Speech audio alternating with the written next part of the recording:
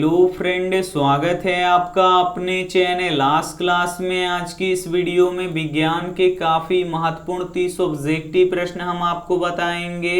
ये जो 30 ऑब्जेक्टिव प्रश्न है ये आपके बोर्ड परीक्षा के लिए काफी महत्वपूर्ण है और इस 30 ऑब्जेक्टिव प्रश्न में से बहुत सारे प्रश्न आपके फाइनल बोर्ड परीक्षा में रहेंगे। तो वीडियो को प्लीज आप लोग शुरू से लेके अंत तक देखिएगा और इसमें से जो भी प्रश्न आपको याद ना हो तो प्लीज आप लोग उसे नोटबुक पे लिख के जरूर याद कर लीजिएगा। और चैनल को अभी तक आप सब्सक्राइब नहीं किए हैं तो चैनल को सब्सक्राइब कर लीजिएगा और सब्सक्राइब करने के बाद एक बेल आइकन आता है तो बेल आइकन को दबा के ऑल पे कर लीजिएगा ताकि जब भी लाइव क्लास हो तो आपके पास नोटिफिकेशन पहुंचता रहे। तो आइए शुरू करते हैं पहले नंबर प्रश्न से। तो पहला नंबर प्रश्न है कि डेंगू उत्पन्न करने वाला मच्छर किस तरह के जल में रहता है। ए ऑप्शन है साफ जल में, बी ऑप्शन है गंदा जल में, सी ऑप्शन है खरा जल में, डी ऑप्शन है मृदु जल में। काफी महत्वपूर्ण प्रश्न है ये आपके बोर्ड परीक्षा के लिए। यहाँ पे आपको बताना है कि डेंगू उत्पन्न करने वाला मच्छर किस तरह के जल में रहता है। तो साफ जल में रहता है, इसे आपको याद रखना है। काफी महत्वपूर्ण प्रश्न है। यहाँ पे ए ऑप्शन बिल्कुल ही सही हो जाएगा। ये देखते हैं अगला प्रश्न दो नंबर प्रश्न है कि मानव के हृदय में कितने कोष्ठ होते हैं। ए ऑप्शन है 2, बी ऑप्शन है 8, सी ऑप्शन है 1, डी ऑप्शन है 4। तो यहाँ पे आपको बताना है कि मानव के हृदय में कितने कोष्ठ होते हैं। तो मानव के हृदय में 4 कोष्ठ होते हैं, इसे आपको याद रखना है। यहाँ पे डी ऑप्शन बिल्कुल ही सही हो जाएगा। ये देखते हैं अगला प्रश्न 3 नंबर प्रश्न है कि पौधों में वातपोत्सर्जन किस भाग में होता है। ए ऑप्शन है जड़ में, बी ऑप्शन है तना में, सी ऑप्शन है पत्ता में, डी ऑप्शन है फूल में। तो यहाँ पे आपको बताना है कि पौधों में वातपोत्सर्जन किस भाग में होता है। तो पत्ता में होता है, इसे आपको याद रखना है। काफी महत्वपूर्ण प्रश्न है।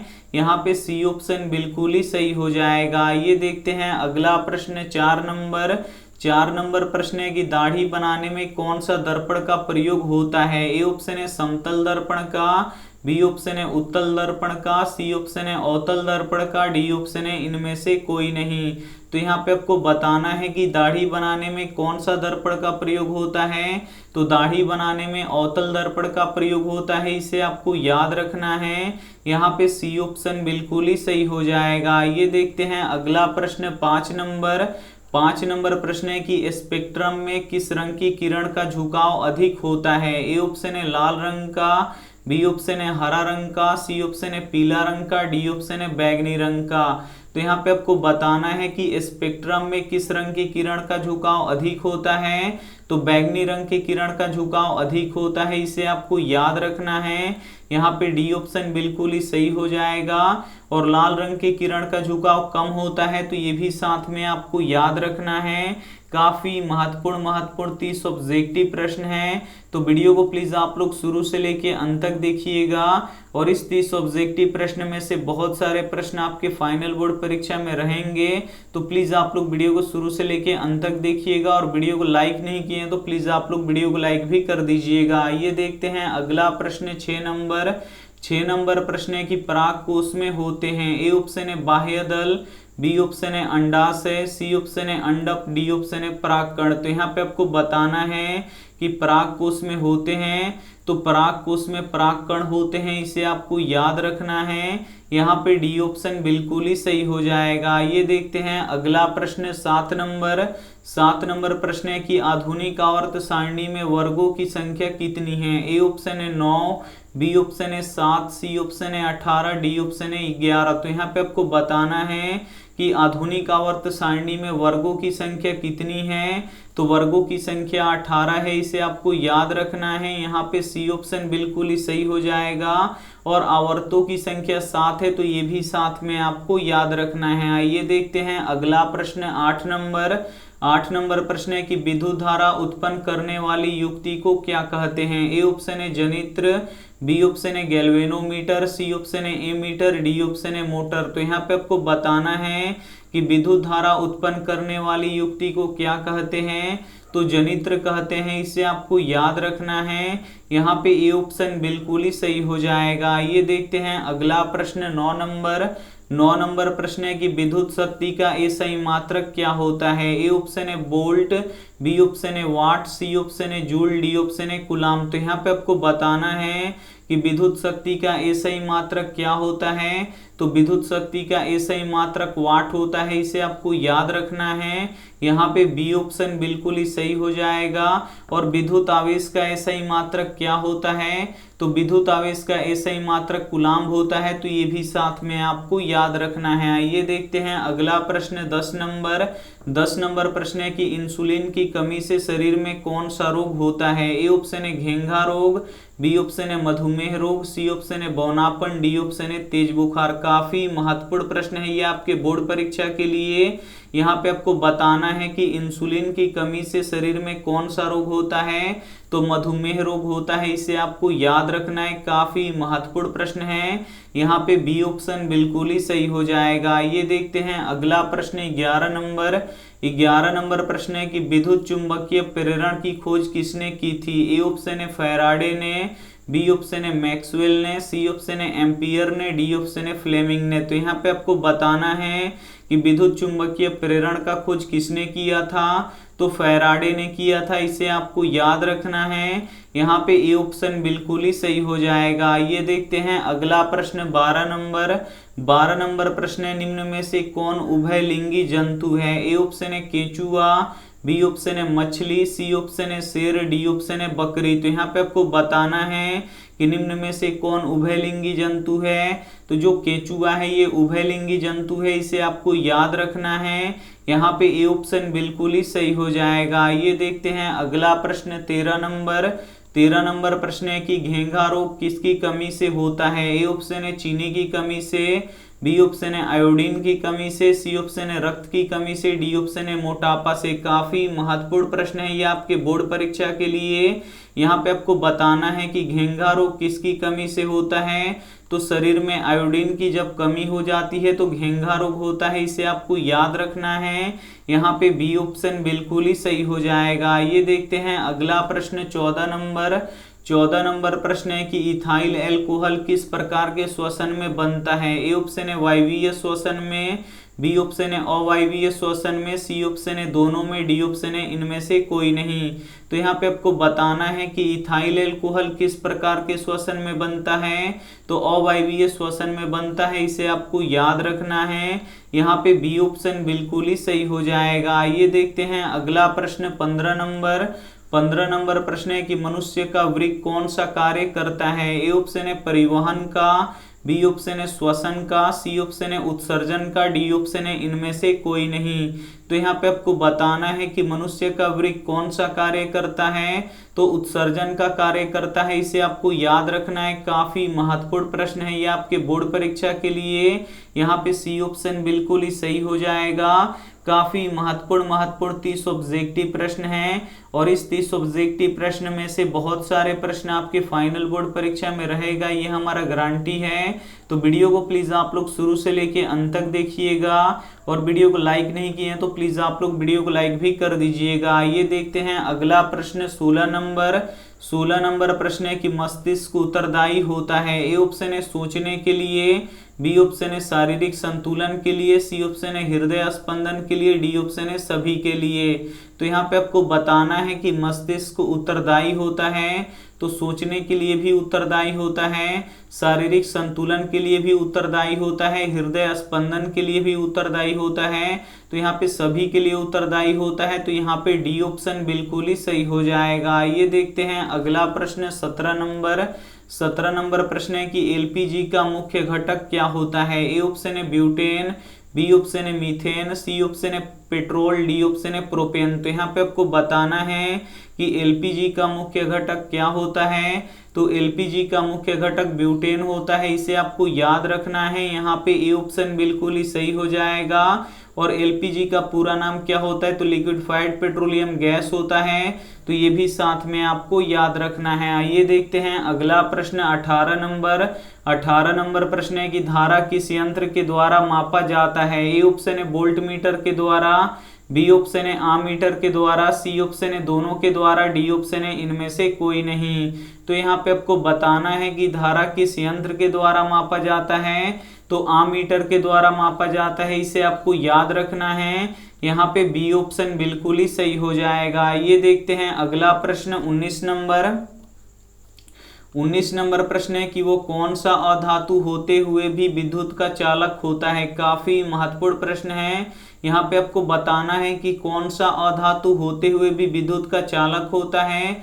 ए ऑप्शन है कोयला, बी ऑप्शन है लोहा, सी ऑप्शन है सोना, डी ऑप्शन है ग्रेफाइट। तो यहाँ पे आपको बताना है कि कौन सा अधातु होते हुए भी विद्युत का चालक होता है। तो जो ग्रेफाइट होता है ये अधातु होता है, लेकिन ये विद्युत का चालक होता है, इसे आपको याद रखना है। काफी महत्वपूर्ण प्रश्न है ये आपके बोर्ड परीक्षा के लिए। यहाँ पे डी ऑप्शन बिल्कुल ही सही हो जाएगा। ये देखते हैं अगला प्रश्न 20 नंबर प्रश्न है कि कौन सा धातु स्वतंत्र अवस्था में पाया जाता है। ए ऑप्शन है चांदी, बी ऑप्शन है लोहा, सी ऑप्शन है सोना, डी ऑप्शन है तांबा। तो यहाँ पे आपको बताना है कि कौन सा धातु स्वतंत्र अवस्था में पाया जाता है। तो जो सोना होता है ये स्वतंत्र अवस्था में पाया जाता है, इसे आपको याद रखना है। काफी महत्वपूर्ण प्रश्न है। यहाँ पे सी ऑप्शन बिल्कुल ही सही हो जाएगा। ये देखते हैं अगला प्रश्न 21 नंबर प्रश्न है कि लोहा क्या है। ए ऑप्शन है धातु, बी ऑप्शन है अधातु, सी ऑप्शन है उपधातु, डी ऑप्शन है ये सभी। तो यहाँ पे आपको बताना है कि लोहा क्या है। तो लोहा धातु है, इसे आपको याद रखना है। यहाँ पे ए ऑप्शन बिल्कुल ही सही हो जाएगा। ये देखते हैं अगला प्रश्न 22 नंबर प्रश्न है कि स्वपोषी पोषण के लिए क्या आवश्यक है। ए ऑप्शन है क्लोरोफिल, बी ऑप्शन है सूर्य का प्रकाश, सी ऑप्शन है CO2 यानी कार्बन डाइऑक्साइड, डी ऑप्शन है इनमें से सभी। तो यहाँ पे आपको बताना है कि स्वपोषी पोषण के लिए क्या आवश्यक है। तो क्लोरोफिल भी आवश्यक है, सूर्य का प्रकाश भी आवश्यक है, और CO2 यानी कार्बन डाइऑक्साइड भी आवश्यक है, यानी इनमें से सभी आवश्यक है। तो यहाँ पे डी ऑप्शन बिल्कुल ही सही हो जाएगा। ये देखते हैं अगला प्रश्न 23 नंबर प्रश्न है कि प्रतिरोध का एसआई मात्रक क्या होता है। ए ऑप्शन है जूल, बी ऑप्शन है वोल्ट, सी ऑप्शन है ओम, डी ऑप्शन है एम्पियर। तो यहाँ पे आपको बताना है कि प्रतिरोध का एसआई मात्रक क्या होता है।